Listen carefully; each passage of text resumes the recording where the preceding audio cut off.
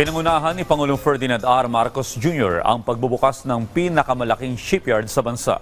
Dahil dito inaasahan nila ang pagpasok rin ng mas maraming trabaho para sa mga Pilipino.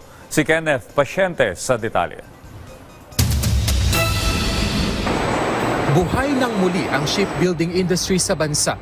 Yan ang sinabi ni Pangulong Ferdinand R. Marcos Jr. matapos pasinayaan ang pinakamalaking shipyard sa Pilipinas, ang HD Hyundai Shipyard. Sabi ng Pangulo, dahil mga Pilipino ang nangunguna bilang pinakamagagaling na seafarer sa buong mundo, marapat lamang anya na mabigyan din sila ng maayos na mga sasakyang pandagat. At bagaman lumamlam ang naturang industriya sa bansa noong 2019, malaking bagay anya ang pinasinayaang shipyard sa muling pagpapalakas ng industriya sa bansa.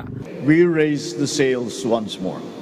With Hyundai Heavy Industries investing in Subic, our shipyard capacity will significantly increase from 1.3 million to 2.5 million deadweight tons, from handling 4 to 5 massive oil tankers to about now 8 of those ships. Binigyang diin pa ng Pangulo na bukod sa pagbuhay ng naturang industriya, malaking tulong ito sa pag-generate ng libu-libong mga trabaho, pati na ang pagpapalakas ng potensyal ng bansa sa exportation.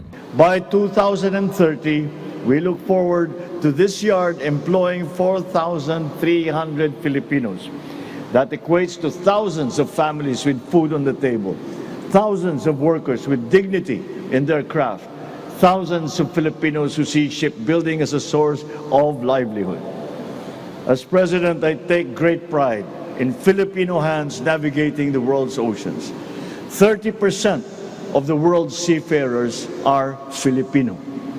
These are diligent men and women whose skill and dedication keep the seafaring industry moving every single day. Pero hindi lang natatapos sa pagbubukas ng shipyard ang hakbang ng pamahalaan. Dahil sabi ng Pangulo, pinalalakas din ang kakayahan ng mga Pinoy seafarer sa tulong ng TESDA. Last November 2024, TESDA signed a memorandum of agreement with Hyundai to establish an off-campus training facility here in Subic.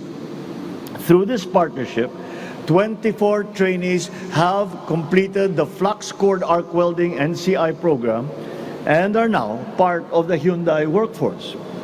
To train even more Filipinos, TESDA has awarded 25 more scholarship slots for shielded metal arc welding NC1 and 100 slots for enterprise-based training in flux cored arc welding NCI. This ensures a steady influx of skilled workers ready for the needs of this industry. Sa ngayon, nasa 16 na training program na raw ang ipinatutupad sakop ang iba't ibang skills, mula electricity hanggang sa arc welding para maiyangkla ang kakayahan ng mga seafarer sa global standards. Nito lamang Hulyo, tinatayang aabot na sa $130 million ang investment na inilagak ng HD Hyundai Heavy Industries Philippines na nakabuo na ng 1,200 na trabaho. Tinatayang madaragdagan pa ang investment ng naturang kumpanya sa $180 million sa pagtatapos ng taon. Kenneth Pasyente para sa Pambansang TV sa Bagong Pilipinas.